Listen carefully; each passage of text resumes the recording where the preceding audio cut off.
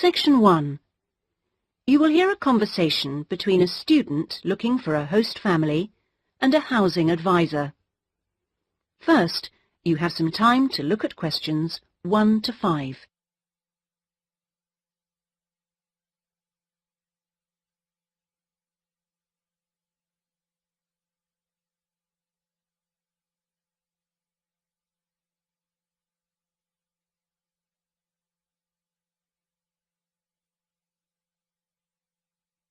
You will see that there is an example which has been done for you. On this occasion only, the conversation relating to this will be played first. Good morning. How can I help you? Good morning. I understand you help fix up students with host families. That's right. Are you interested in... Yes. Well, please sit down and I'll just take a few details. Thank you. Right. Now, what name is it? Jenny Chan. Can you spell that, please? Yes. Jenny-Chan.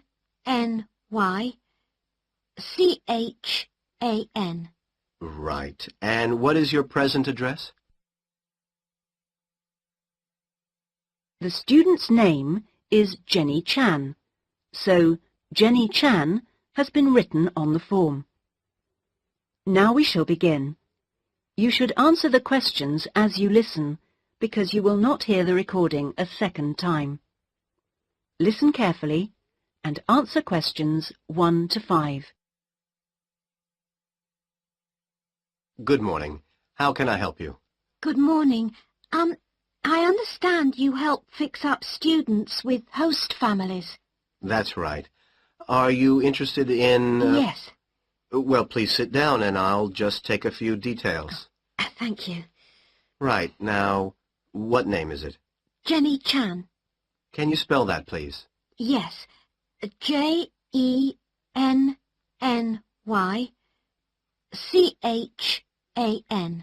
Right. And what is your present address? Seaview Guest House, 14 Hill Road. Okay. And do you know the phone number there? Yes, I have it here. 2237676. But I'm only there after about 7 p.m. So when would be the best time to catch you? I suppose between 9 and, let me see, past, before I leave for the college. Great. And can I ask you your age? I've just had my 19th birthday. And how long would you want to stay with the host family? I'm planning on staying a year, but at the moment I'm definitely here for 4 months only. I have to get an extension to my permit. You're working on it? Mm. Fine. And what will be your occupation while you're in the UK? Studying English? And what would you say your level of English is? Good, I think. I'd like to say advanced, but my written work is below the level of my spoken, so I suppose it's intermediate. Certainly your spoken English is advanced. Anyway, which area do you think you would prefer? Well, I'm studying right in the centre, but I'd really like to live in the northwest. That shouldn't be a great problem. We usually have lots of families up there. Before you hear the rest of the conversation, you have some time to look at questions 6 to 10.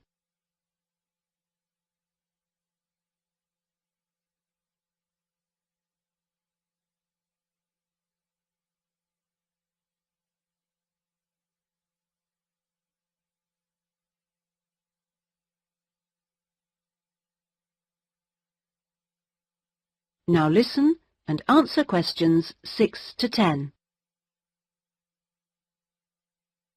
And do you have any particular requirements for diet? Well, I'm nearly a vegetarian. Not quite.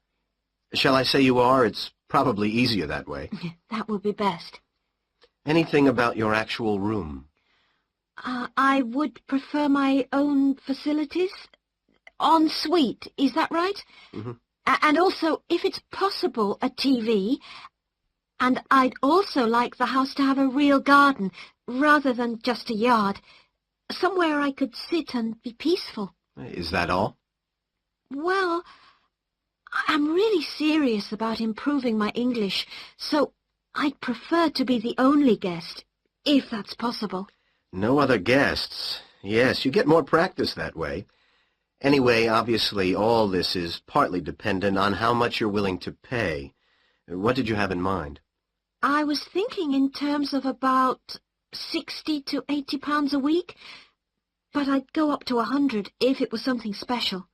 Well, I don't think we'd have any problems finding something for you. Oh, good. And when would you want it for? I'd like to move in approximately 2 weeks. Let me see, it's the 10th today, so if we go for the Monday, it's the 23rd of March. Yes. Right. Good, and if I could ask one last question. That is the end of section 1. You now have half a minute to check your answers.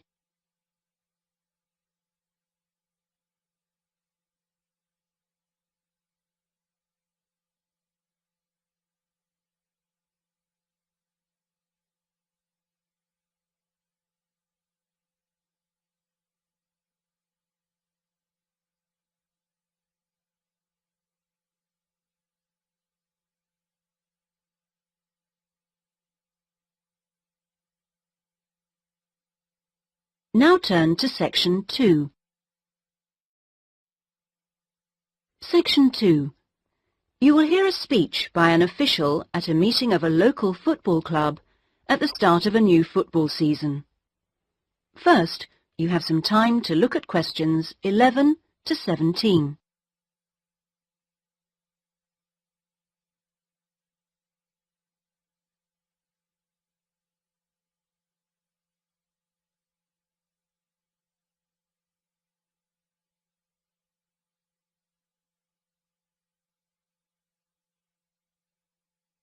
Now listen carefully and answer questions 11 to 17. Good evening, everyone, and thank you for coming to the soccer club meeting. It's good to see so many parents and children here tonight, and I know you're looking forward to a great football season. Now, I'd like to take a few minutes to tell you about some changes to the soccer club for the coming season. Now, this season, we'll be playing all our matches for both the junior and senior competitions at Kings Park, instead of Royal Park, which was used last season. Now, for meetings, we're going to use the clubhouse in Kings Park, and the next meeting will be held in the clubhouse on the 2nd of July. As usual, we hope to begin the season with a picnic next Saturday at the clubhouse. Please try and come to the picnic, as it's always good fun. The last week of the season, we usually have a dinner and presentation of prizes to the players, and more information about this will be given to you later in the season. This season, we have more teams than ever. We hope to have 10 teams instead of 5 in the junior competition, and they will play on Saturday mornings beginning at 8:30 a.m. Training sessions will be held in Kings Park on Wednesday afternoons for the juniors, and they will be wearing red shirts again this year. In the senior competition, there will be 4 teams, same as last year, and their games will be played on Saturday afternoons, starting at 2:30. It will be at a 2 o'clock start, and the training session for seniors is planned for Sunday afternoons. Before you hear the rest of the speech, you have some time to look at questions 18 to 20.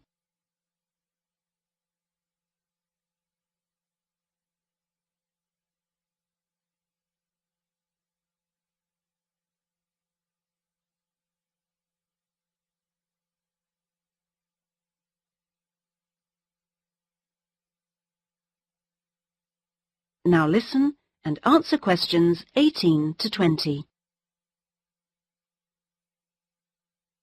Now, I'd like to introduce you to the new committee for the soccer club for this season. Firstly, let me welcome Robert Young, the new president, who will manage the meetings for the next 2 years.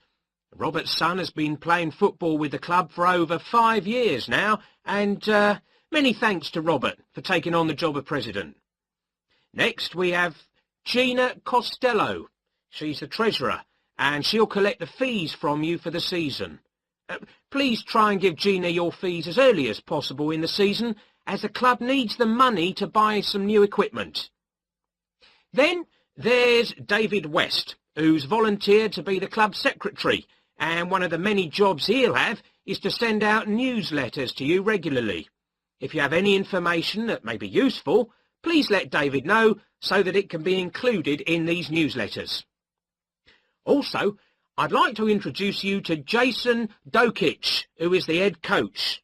For all the new members here tonight, this is the 3rd year that Jason has been with us as head coach, and we're very lucky to have such an experienced coach and former player at our club. He will continue to supervise the teams at training sessions and on match days. Now, before we finish and have some refreshments, does anyone have any questions they'd like to ask the new committee? That is the end of section 2. You now have half a minute to check your answers.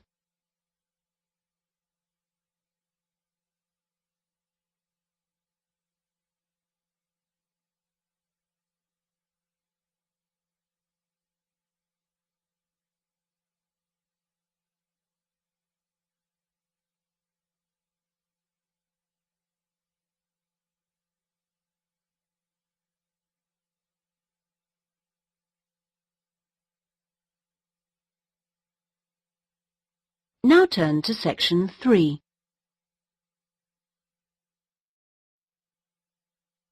Section 3. You will hear a tutor and 2 students discussing a business case study. First, you have some time to look at questions 21 to 24.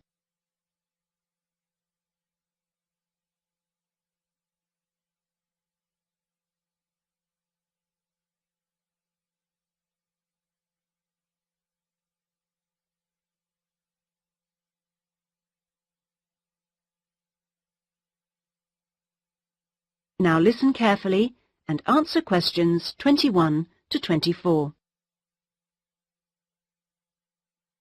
Right, Jason and Karen. Now, I asked you to look at the case study for Box Telecom as part of your exam assessment. It's interesting because they're in the middle of problems at the moment, and I want you to track how they deal with them. Let's start with you, Karen. Having read through the case study, can you just summarize what the problems were that Box Telecom had to take on board? Yeah. Well, of course, what first came to their attention was that despite a new advertising campaign, they were suffering from falling sales, and this is something that had many causes. On top of that immediate problem, what had also happened over the last 2 years was that although they had invested in an expansion plan, they had to face up to increased competition. And before they had a chance to get to grips with the effects of that, they were stalled by a strike, and it was just when they were thinking about making a colossal investment in new machinery for their plants. So they were really in trouble. Yes, I think that's fair. And, Jason, now you contacted the company, didn't you? What did the company define as the reasons for these problems? Well, I think they've hit on the right things. It would be easy to say they had invested too heavily or at the wrong time, but in fact the signs were good, and what they were set back by was high interest rates. At the same time, their longer-term problems, which were affecting their market share, were eventually credited to poor training, and having looked at the details in their last report, I think that's right. Before you hear the rest of the discussion, you have some time to look at questions 25 to 30.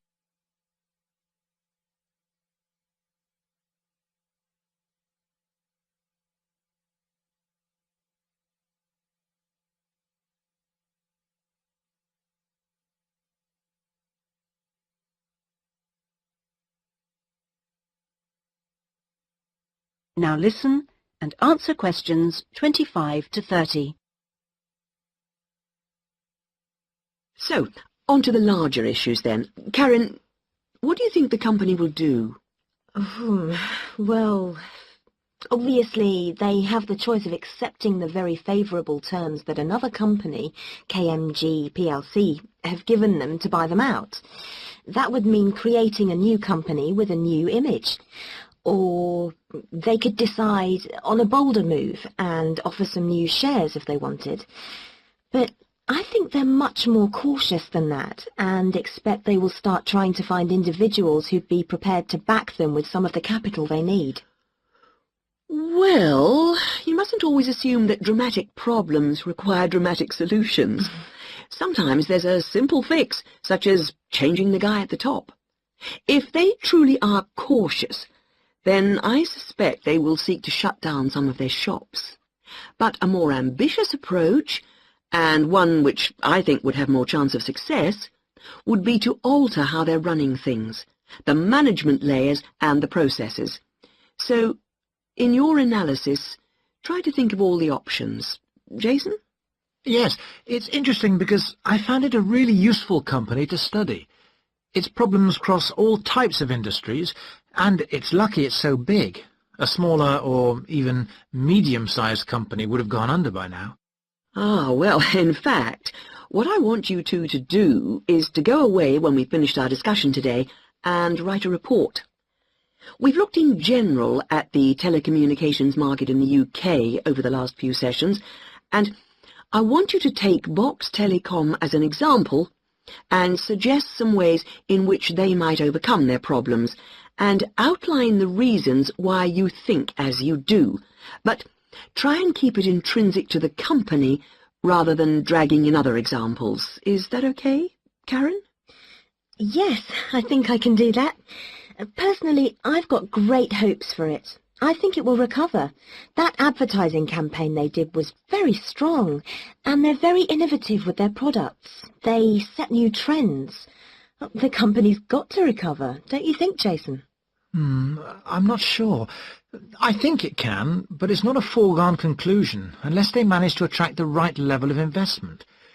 The company definitely needs a boost, and to attract more highly skilled workers if their recovery is to be long-lasting. When I was talking to the marketing manager, he said to me that he thinks the company had got a great management team. But he would say that, wouldn't he? But they are suffering from having to work with outdated production machinery, and that could cost a lot to put right. Well, personally, I think the stock market is to blame. I think they were expecting too much of the company, and then inevitably it looked bad when it didn't perform. The market should have had more realistic expectations. And I disagree with you about the advertising campaign, Karen. That's where they could do with some innovation to get sales kick-started. Anyway, let's see what you come up with those. That is the end of section 3. You now have half a minute to check your answers.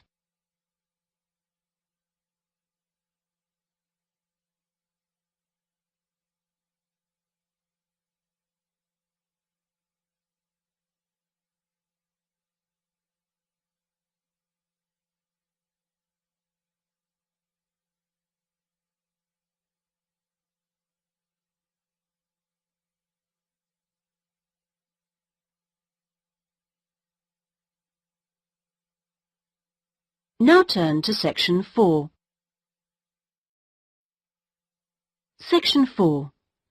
You will hear a university librarian giving a talk to new students. First, you have some time to look at questions 31 to 40.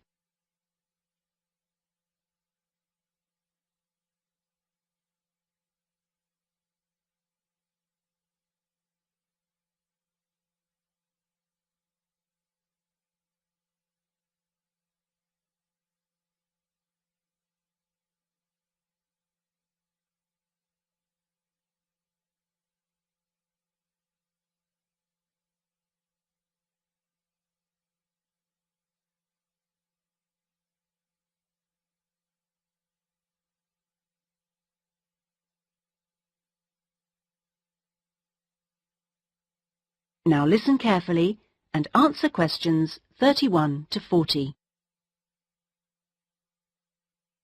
Okay, are you all settled? Well, first of all, welcome to Cardiff University. I'm here to explain what we can offer you. Now, as a new student at the university, you will probably need some sort of guidance to help you to use the library effectively to study and research. Some of you have asked about a guided tour, but we find this rather muddles people. So, in this first week, we run a series of talks which focus on different aspects of the library and its resources. You'll also find that to get the most out of the library, you really do need to be computer literate. And so all this term we run small classes which will bring you up to speed on how to access the computer-loaded information. Okay, now let me give you an outline of what's available to you. You'll find that the computers are increasingly used as a research tool. Many students do most of their research on the internet, and the library computers are permanently online. Having found what you need, you'll find you can readily save texts on your personal computer space to print off when you need. You might think that it is the fastest way to get information, but the links can be slow. Clearly, you can find lots on there, but much of it is useless information, as it is from highly debatable sources, so be critical. You'll also find that the library has loaded several CD-ROMs onto the computers from specialist reference sources, such as the MLA. It means we can expand what we offer you at very little extra cost and saves us having to invest in more and more books. The CD-ROMs contain exactly the same information as the reference books, as the two are updated together. Now, most of you will need to refer to journal articles in your work, and you'll find you can also access these online, and we encourage you to do so. Clearly, some of you will find the printed version more accessible as it sits on the shelves, but I'm afraid the intention is to phase these out eventually. However, you will still be able to print off a version of the text rather than photocopying the journal pages. So you must get used to working online. Naturally, we do still have the full range of classic reference books, additional to the CD-ROMs for you to use, and there are several copies of each one.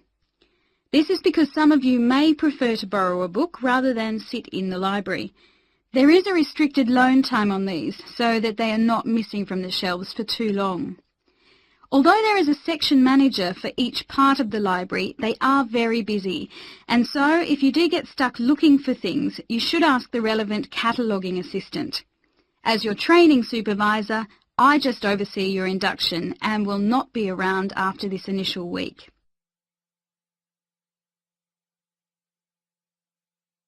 Some of you may be interested to know that the library is offering specialised training sessions on writing a dissertation. Obviously, this is not relevant to those of you who are undergraduates. It is just for postgraduates. Your department will discuss the planning stage of the dissertation, i.e. what you're going to do with you, and we will focus on the structure of it. However, the training will also include some time on the computers. I realise most of you know how to organise files, but we can show you the different ways to run data programs. Your tutors will tell you at the outset how to set out the chapters they require, but you will need to ask them how they would like you to organise the bibliography, because it varies depending on your subject area. When you've got something together, the trainer here will look through the draft version for you to see if it's okay. And one final point, for those of you who have registered from abroad, we can offer individual sessions on dissertations if you feel you need them. If you require language lessons, then they are available from the International Centre next to the Law Department. That is the end of section 4. You now have half a minute to check your answers.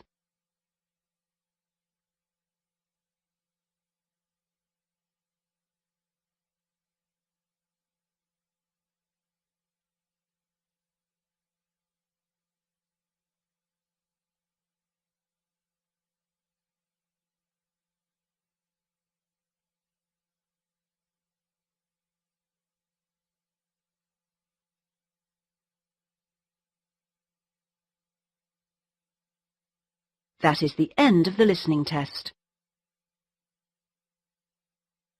In the Ielts test, you would now have 10 minutes to transfer your answers to the listening answer sheet.